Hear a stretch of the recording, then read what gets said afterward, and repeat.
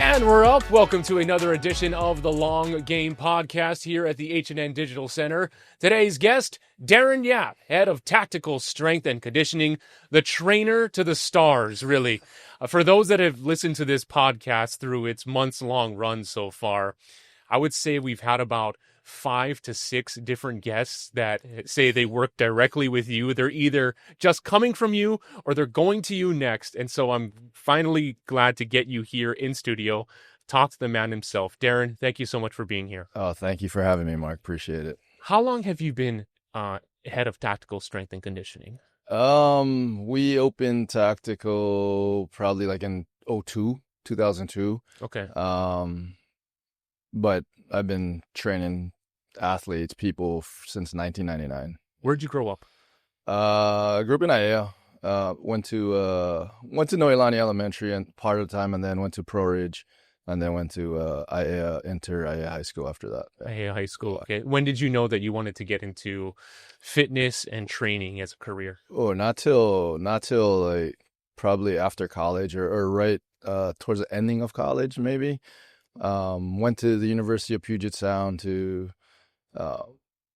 try and do physical therapy, and then spent probably a year and a half during like being a physical therapy aide, doing internships, things like that after during and after college, and then realized that it's a little bit slow for me, and was trying to just kind of fell into training athletes just through friends, and then went through that path. Were you a big-time athlete in high school? No, it was terrible. Never even went into the weight room in high school. I was probably like I graduated at 145 pounds. Yeah.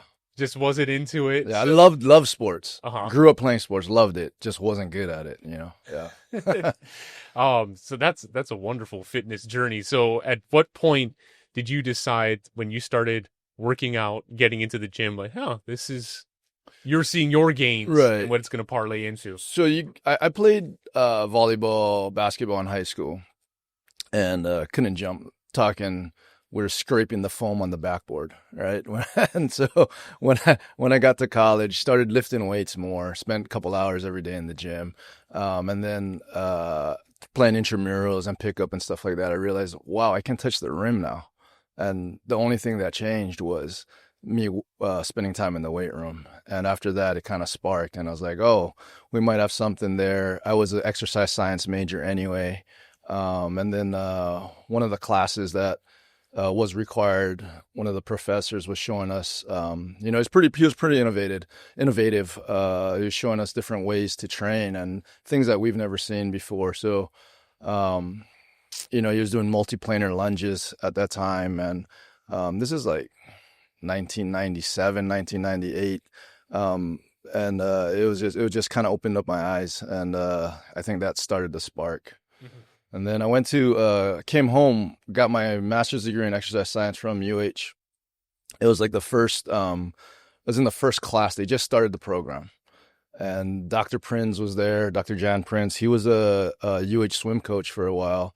And then one of my other professors was Coop Darin, right? And so both those guys really taught me a different way to think, about training.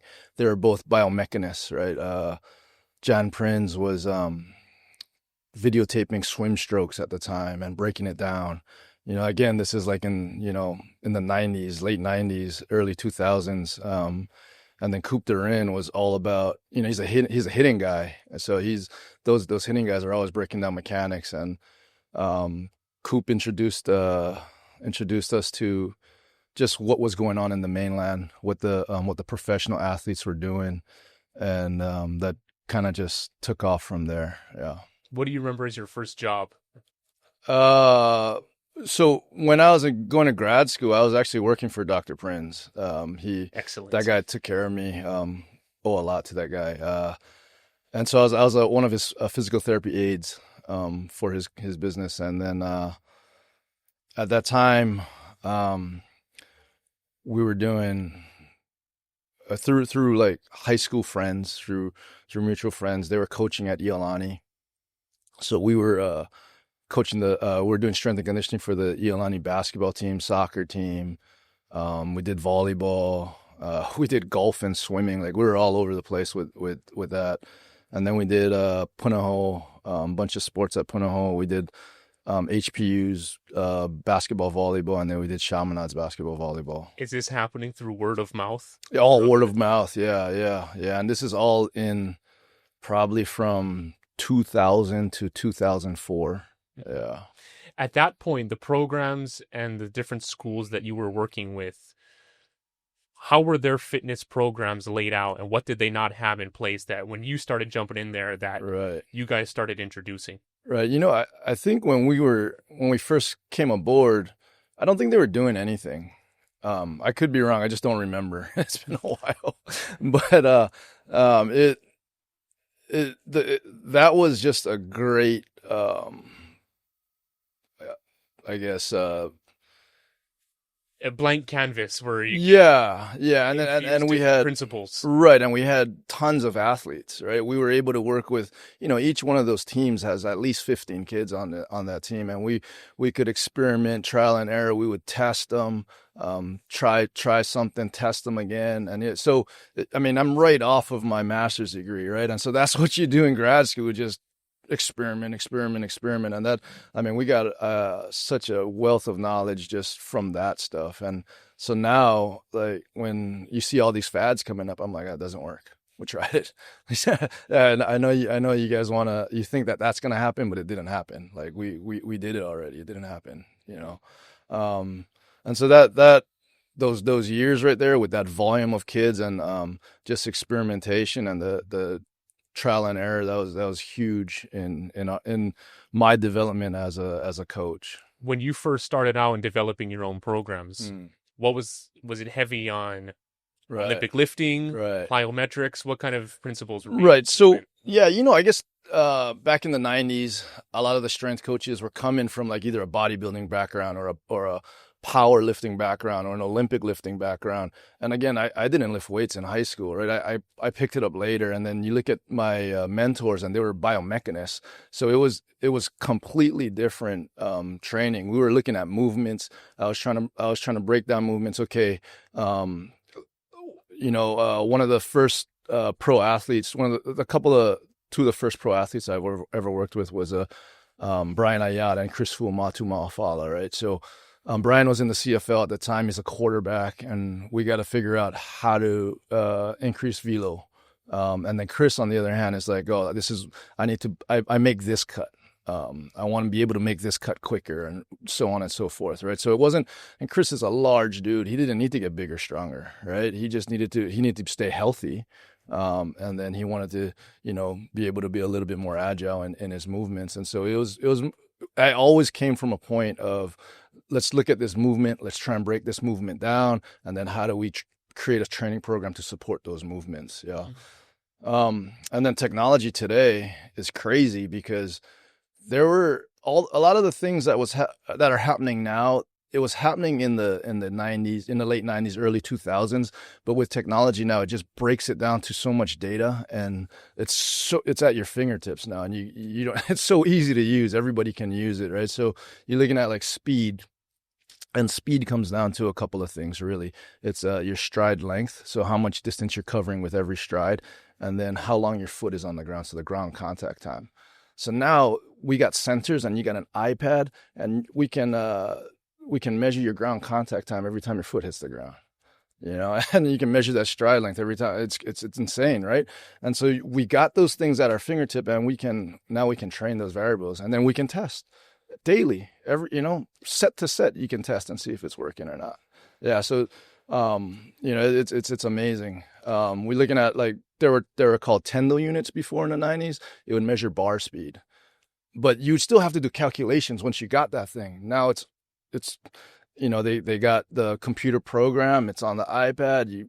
It's just a little magnet, and it tells you your bar speed. And not only does it tell you your bar speed, now it's been decades now, so they have data from doing all the research that, okay, if the bar is moving at this speed, these are the qualities you're going to get. If the bar is moving at this speed, and so there's a whole range of 0.3 to 1.5, and within those ranges, we're training different qualities, right? So, and it's all on the iPad, and every rep that you do, you can see how fast your bar is going. And so now our weight training, how much weight we put on the bar is going to be governed by how fast can you move that bar.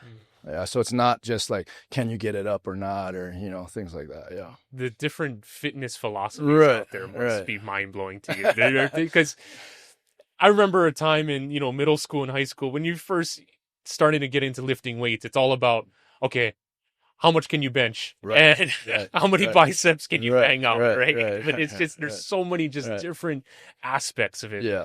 What did the early days of tactical strength and conditioning look like? So once you're working through with the different ILH programs and HPU, and you started to set up your own. Yeah, at that time we didn't have a facility, so we would just go to the schools and work out of their gyms. We opened our facility in 2004. And it's just a little office studio, probably like 1,200 square feet, maybe 1,100 square feet, and the guys at the time would refer to it as a cave. There's no windows, and no AC. There are AC on Sundays though. We were open 7 days a week. You got to pay rent, right? You open 7 days a week, but on Sundays there was no AC. The building didn't have AC, so the doors would be open. We'd be blowing a fan, and people would just be dying in there. That's how you start, I guess. Oh, man. Yeah. You said your first professional athletes were Ryan Aiea, Chris Fu, Matumapala. At what point did you start to notice when you set up your own brick and mortar gym that the more and more VIP clients were starting to come in? Yeah, I mean, I guess it was happening. Those guys though, so I guess how a couple of the bigger name guys, Hawaii local athletes, came through Athletes Performance, through Exos. Mark Verstegen is another one of my mentors. I probably spent a good I don't know, we would go up there every year for a week and just learn the system, learn what they were doing, because at the end of the day, my goal was to create my own system, so that you can test and make adjustments, test and make sure that system was reproducible, right? Without a system, your results aren't reproducible. So that was my main goal in my first 7 to 8 years, was just trying to create a system that I could work from.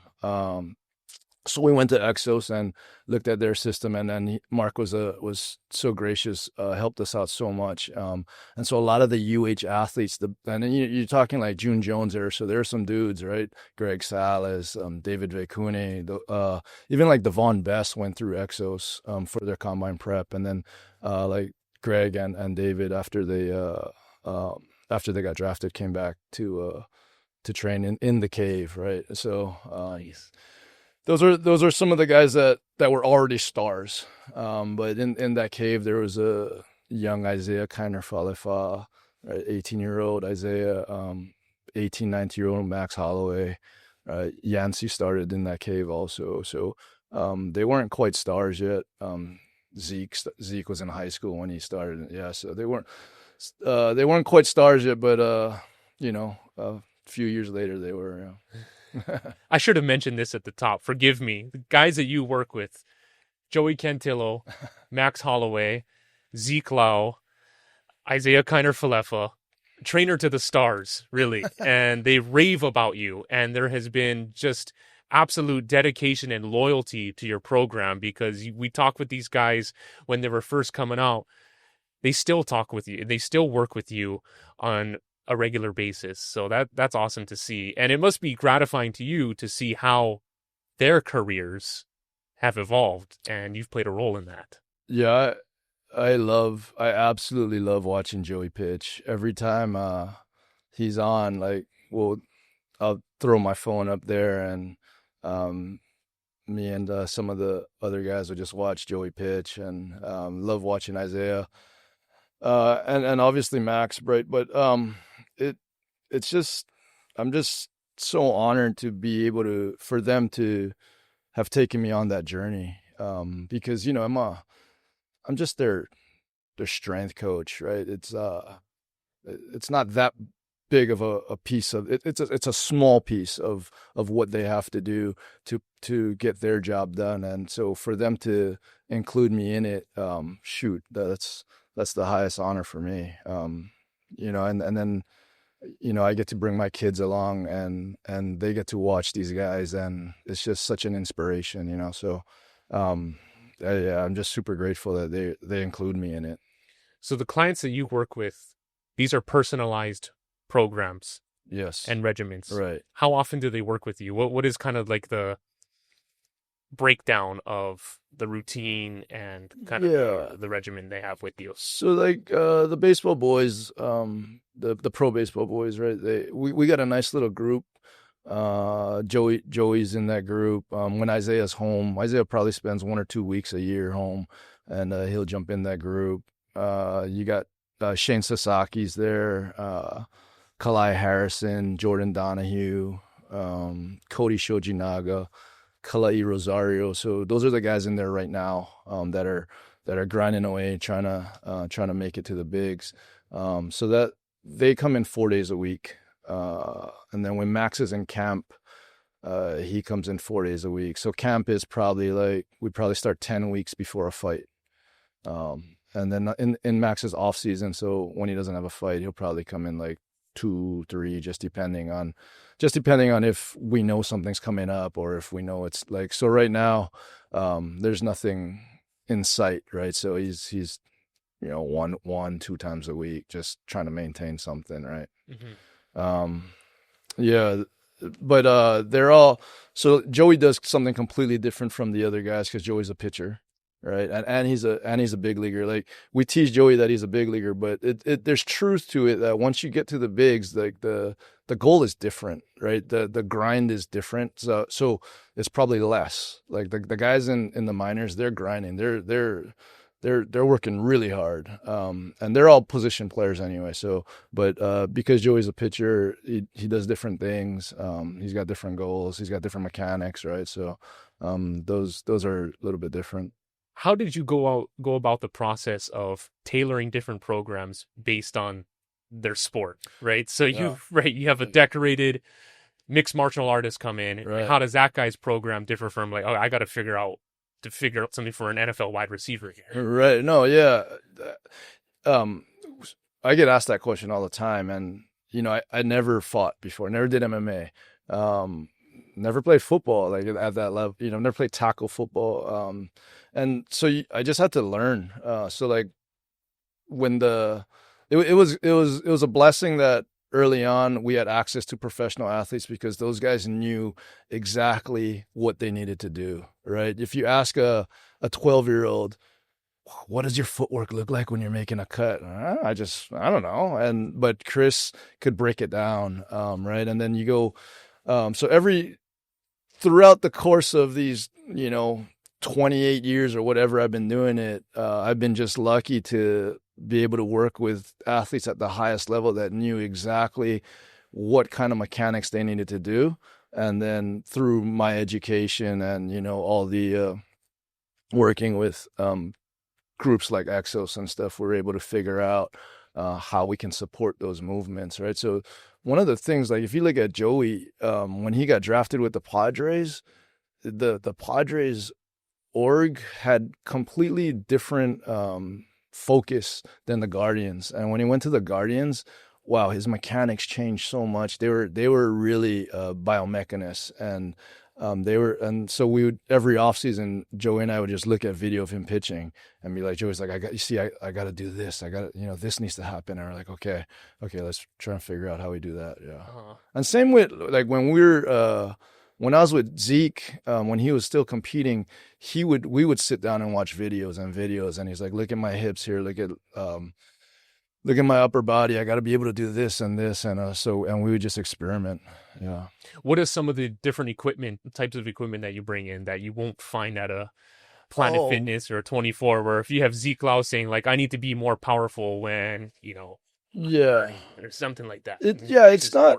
it's not anything crazy. We have cages, we have dumbbells, we have kettlebells. I think the most unique thing that we have is cables, like a cable machine. Pretty common to what you would normally see in the gym, but the only difference is that it's not a weight stack, it's air pressure. And so the benefit of that is that when you can move it at any speed, any range of motion, any plane, and then any speed, right? So you rip it, you explode, and if you have 20 pounds on there, you got 20 pounds all the way through.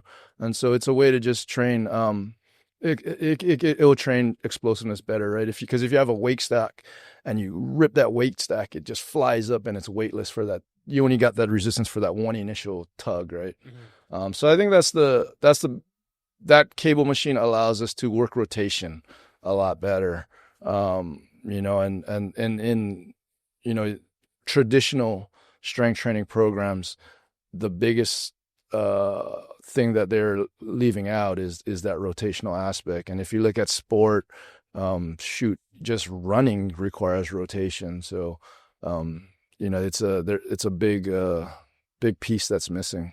You had mentioned this with the advent of technology and how it gets more and more infused into what you're doing, right? And you get to really take a closer look at the science. What are some of the biggest ways that you've noticed how fitness training, strength training has evolved from the late 90s to today? Yeah, I think the biggest thing is people, I'm just going to say generally, right? They still think it's about fitness, right? Like conditioning, the metabolic work, the heart rate, the things like that. And don't get me wrong, that's a piece of it. But if you're an athlete trying to be an elite athlete and conditioning, like trying to be an elite athlete, not an elite athlete. Okay. Like if you're on that grind, working your way up, if conditioning is a concern for you, like your fitness, your physical fitness is a concern for you, you're in trouble, right? Because that's the ground. If you don't have that cardio, how do you work hard? You can't put in any work, right? So we're not concerned with that. We're concerned with, having your muscles fire better, faster, being more coordinated in the firing sequence, and just, making sure that your hips turn better, or, whatever it is, that whatever sport you got to do, whatever movement you got to do. So I think before it was all about fitness, muscle strength, those kind of things. And I think now, especially at the higher levels, you're seeing less quote unquote weights and more movement and more speed of movement type of things. The top level, the elite athletes, those guys, they got genetics. They don't need to, they already have that strength. They already have that bottom stuff. They're fast twitch. Yeah. Oh. Yeah. So now you're just tuning it and tuning it and tuning it, right?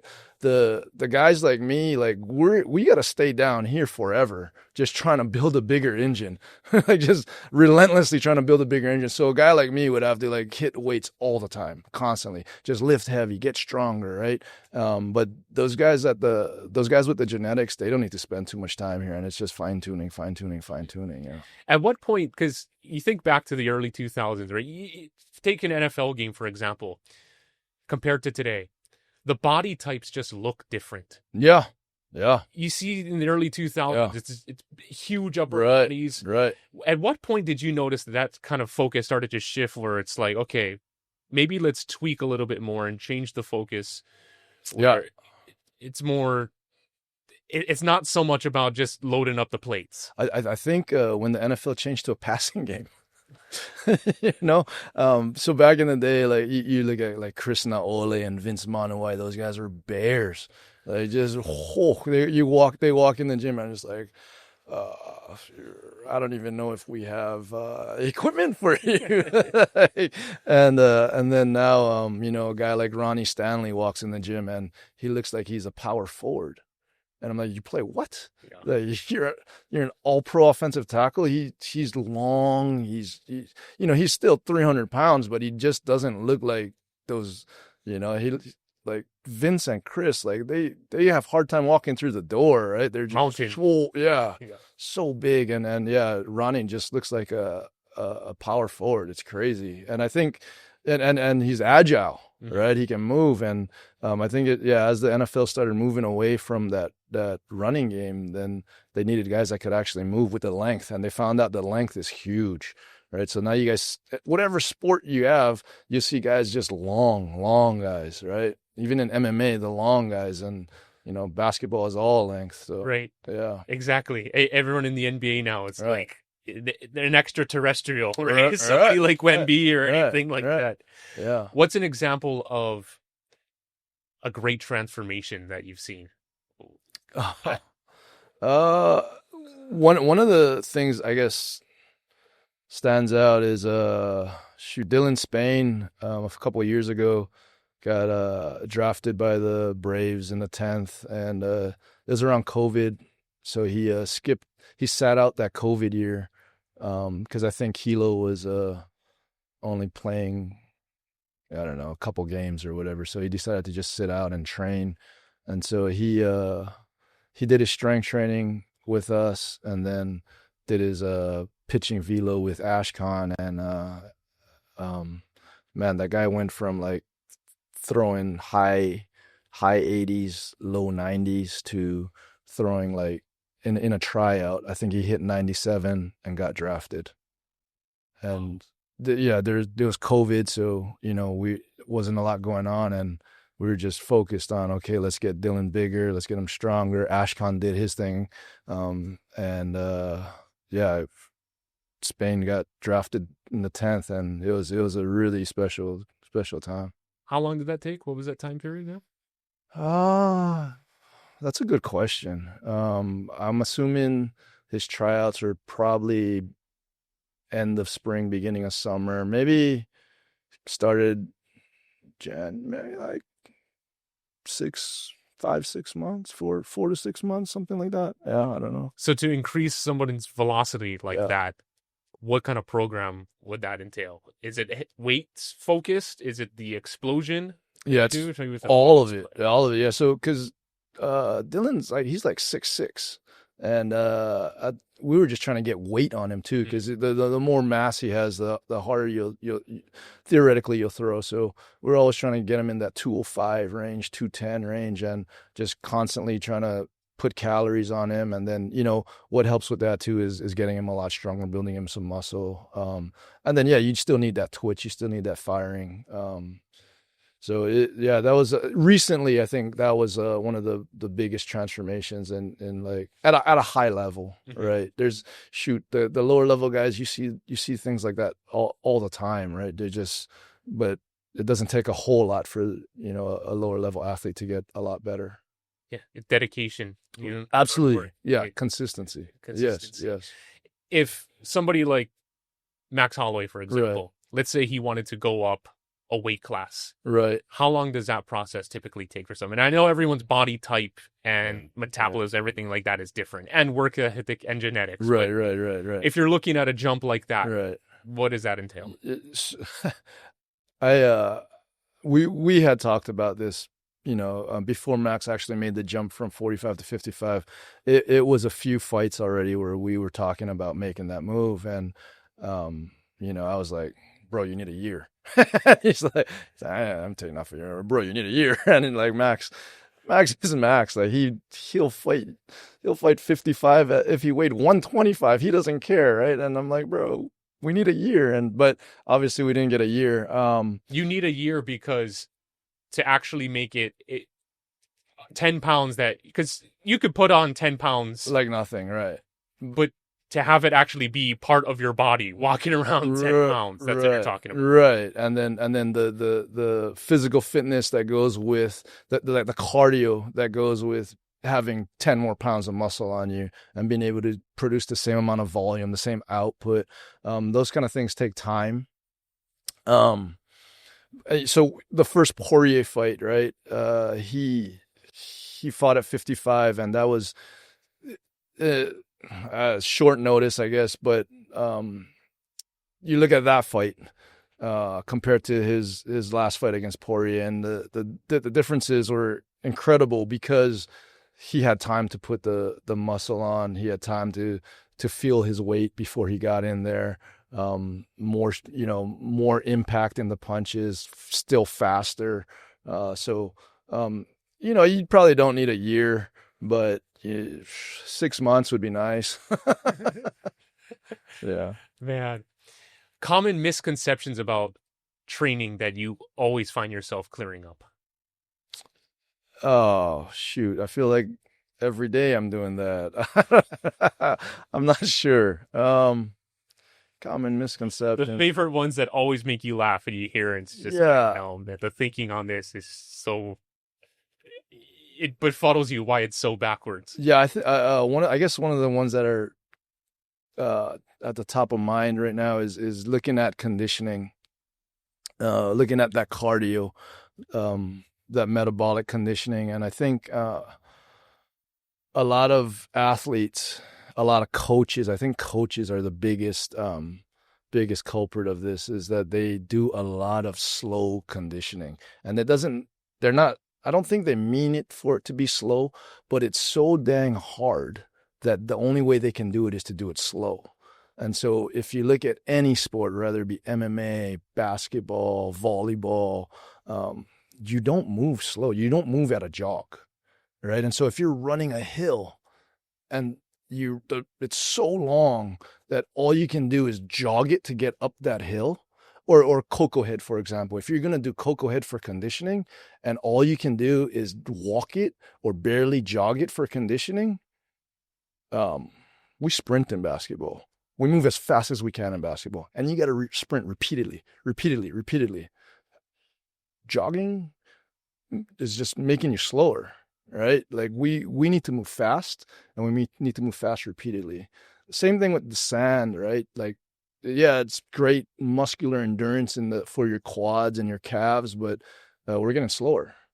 We need to move at a very fast pace, and we need to do that repeatedly. So moving slow for a long distance, that's not, I mean, you can do that very early on, but we need to start bridging that gap to competition speed.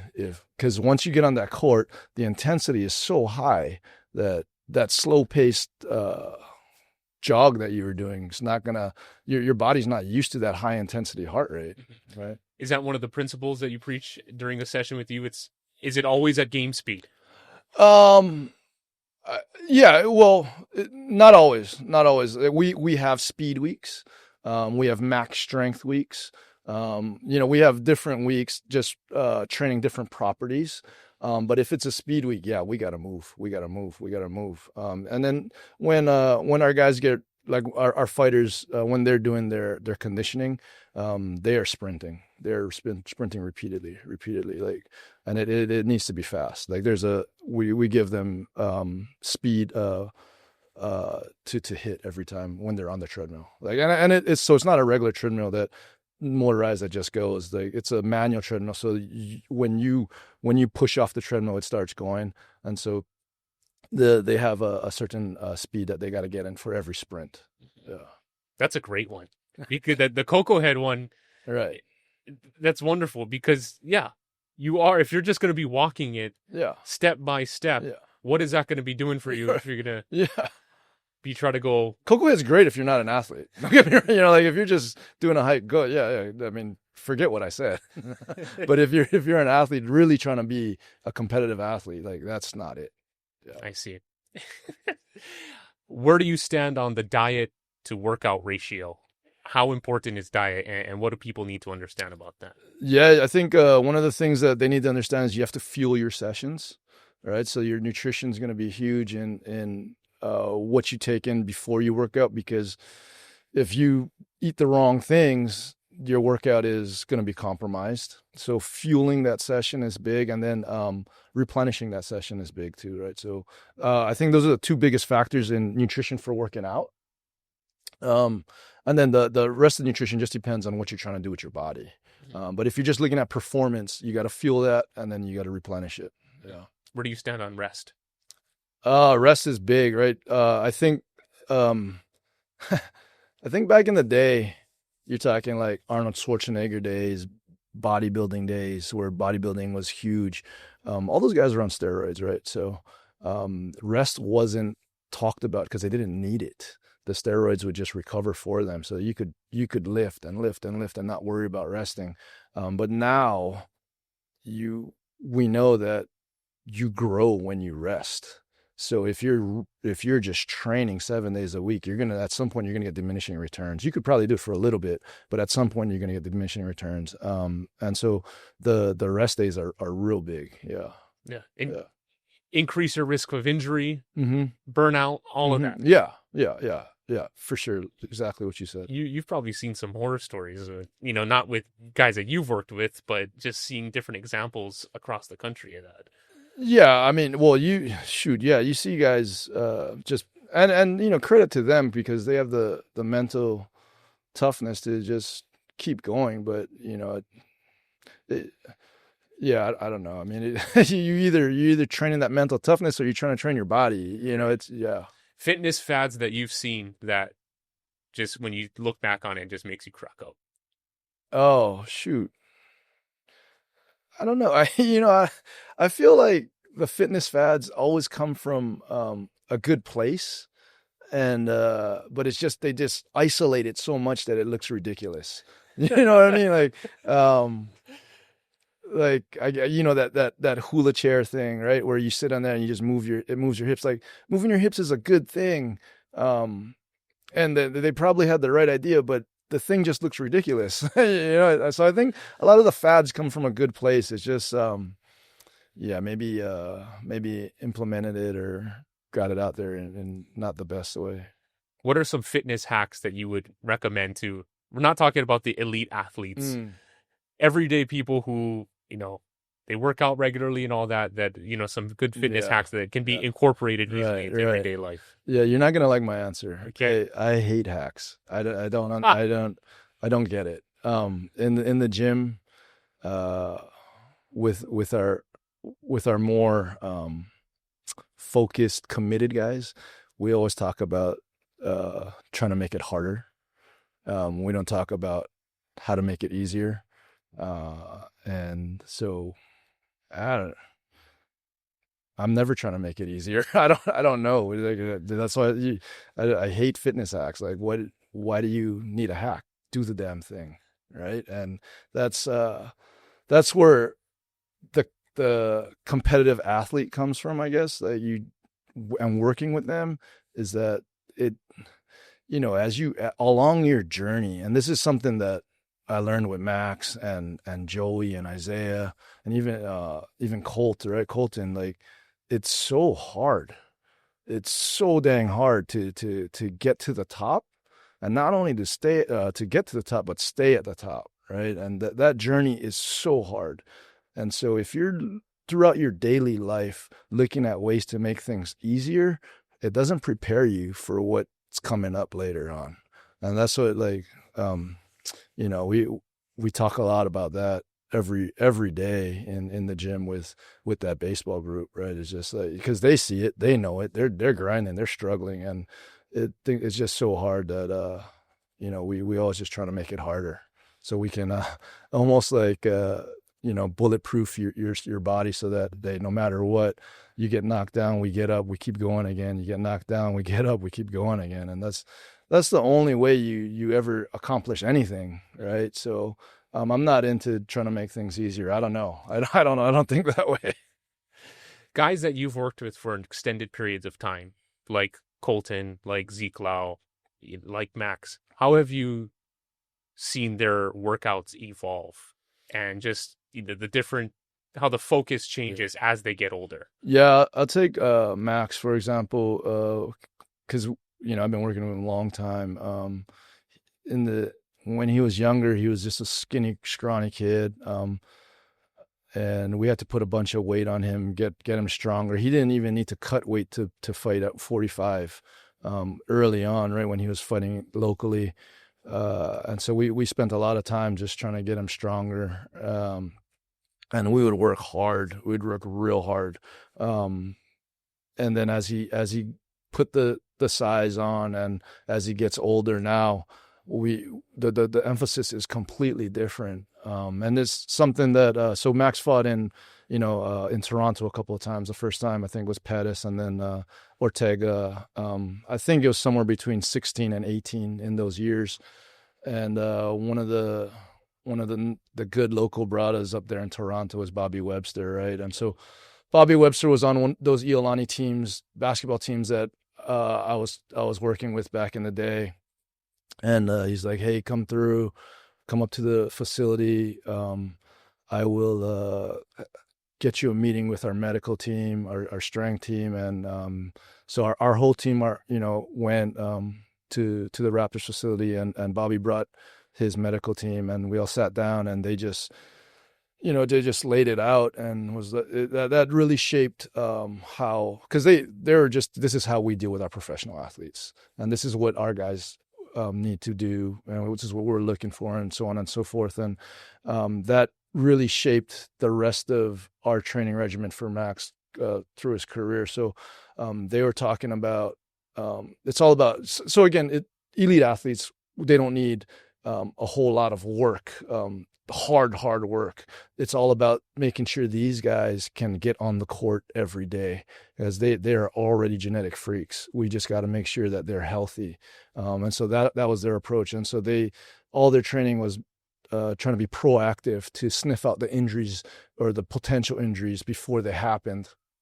And so a lot of testing, a lot of different things they're looking at. And then we kind of adapted all those things with Max as he went forward in his career. It's MMA, right? You're going to get hurt. Like, there's no way around it. But at least the stuff that we can prevent, we try to prevent. And again, it's a lot of testing. He works with great physical therapists that are on it with him. And that's so the progress has been more making sure that he stays healthy, and then he can do what he needs to do, because we built all that other stuff for the last 10 years already. Yeah. How much does flexibility training fold into that with injury prevention? Because Yeah. I remember Joey talking about that. Yeah. Yancy Medeiros mentioning the Yeah. fact that just infusing different types of philosophies is huge with it. So I think it depends on who you are. Yancy and Joey are really flexible guys, and Joey needs it for his sport, right? Or for what he needs to do. That flexibility helps him a ton. And you even see it in like Yamamoto. Yamamoto's a super flexible guy. So a lot of the pitchers are really, really flexible. Dylan Spain's also really flexible. But Max is not. And Yancy is. So it just depends on who you are, what you play, what sport, what position you play. But you still need that flexibility for injury prevention, right? But I don't think you need to be as flexible as some of those guys I mentioned to stay healthy, right? But those guys just need it. Yancy, for his grappling game, he really relies on that flexibility too. So it just depends on what kind of game you're doing, An elite athlete that's impressed you from what they're able to do at your facility. Shoot. I don't know. It sounds, it put you in a tough spot there. It sounds terrible, but all my guys are gonna say, yeah, that guy is not impressed with anything. I mean, are you strict or to the point with them? What is your training style with them? Yeah, well, it depends who they are, right? So you have to, if it depends who they are. If they need it, they get it. If they don't need it, they don't need it. So it just depends. How big is your client list? Oh, I have no idea. I don't know. I don't know. You're busy. We'll keep it at that then. Yeah. Whether it's from working with the athletes that you work with, or thinking about your mentors when you were coming up, best piece of advice that you've received that you share to everyone you come across? Shoot, it depends. It depends who you are, right? I think if you're a non-athlete and you're an adult, around our age, I think the best piece of advice would be to prioritize your health. I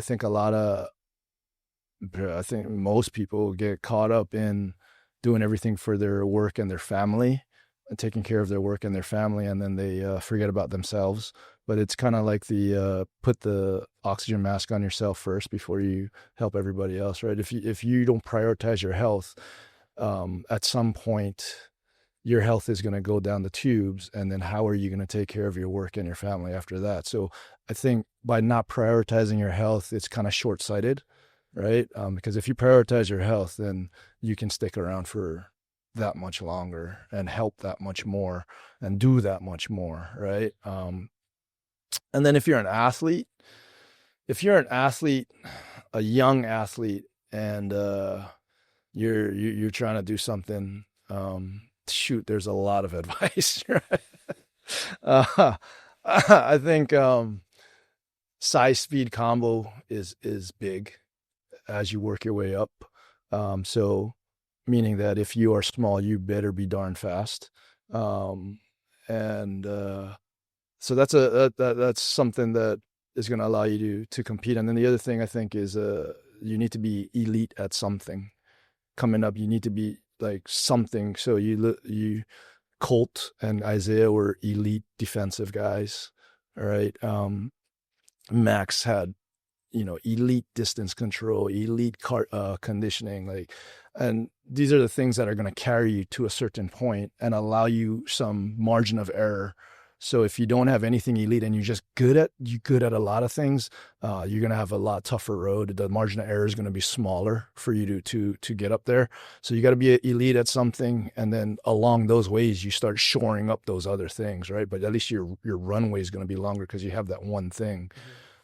And then you got to understand that it is so hard to make it as a professional athlete. It's incredibly difficult. And so if you are not ultra competitive, if you do not believe in yourself, you should probably go to school. It's too hard. The mental toll it takes, you got to be ready for that. Yeah. Wonderfully said. There's been a proliferation, I feel, of Hawaii athletes that have made it big on the national scene. We've talked about all the guys that we've mentioned, and you've been a huge part of that. Your strength training, your dedication to them, what you're able to channel, they have the innate skills, but you are able to bring it out of them and hone it and craft it even more. So Darin Yap of Tactical Strength and Conditioning, thank you so much. I really appreciate your time. I appreciate you. Thank you so much, Mark. Good stuff. I'm sure we'll be bringing on more athletes that are going to be either coming or going to see you after. Okay. Do you bring on civilians? Oh, absolutely. Okay. Absolutely. Yeah. Shoot, in the mornings, it's a cool mix, because in the mornings it's, that baseball group, Max is in there. Yancey's done already, but Yancey would be in there. And then we got old ladies, we got guys my age. So it's fun. And it's a real great mix, because the guys that the adults are my age that can work out, they have flexible schedules, and they usually, a lot of those guys are pretty successful. So you see Max and Joey, they're just bouncing off things like financial things with them. And it's a great mix, everybody. Terrific networking. Yeah, exactly. Mm-hmm. Yeah. Come through, work out. When people come, do they have their own individual program? So when they go to the gym, then they go through that, and then how does it typically work? Yeah, when they come in, I'll spend some time with them. We'll set their stuff up, test them, all that stuff, and then along the way we'll set up a program and we'll just get that going. And then there's the pro athlete guys, we set up their program week to week, and so they don't need a whole lot of help, right? I just tell them, hey, we're doing this today, and they go do this, and so I can spend more time with the civilians. Yeah. Wonderful. Thank you so much, Darin. I really appreciate it. Yeah, that was a pleasure. I'm sure we'll be talking more. Yeah. It'd be great. That's another edition of the Long Game Podcast. You can catch past conversations as well on the H&N streaming app or wherever you get your podcasts. Aloha.